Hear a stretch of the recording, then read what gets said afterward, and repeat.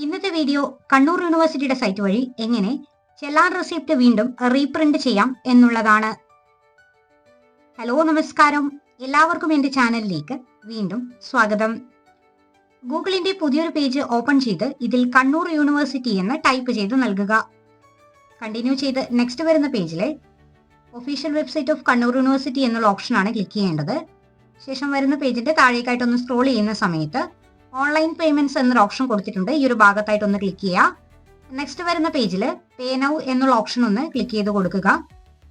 ശേഷം ഓപ്പൺ ആയിട്ട് വരുന്ന ഈ ഒരു പേജിന്റെ ഏറ്റവും മുകളിലായി നൽകിയിരിക്കുന്ന ട്രാൻസാക്ഷൻ ഹിസ്റ്ററി എന്നുള്ള ഓപ്ഷനാണ് ക്ലിക്ക് ചെയ്യേണ്ടത്.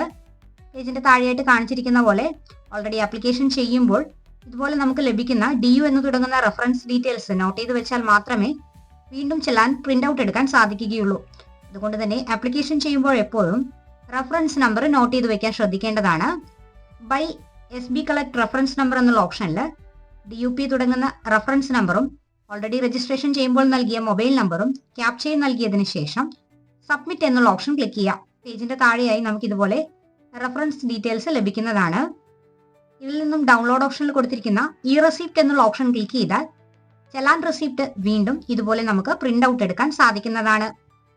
വീഡിയോ ഇഷ്ടമായാൽ ലൈക്ക് ചെയ്യാനും ഷെയർ ചെയ്യാനും കൂടുതൽ വീഡിയോസിനായി ചാനൽ സബ്സ്ക്രൈബ് ചെയ്യാനും മറക്കല്ലേ.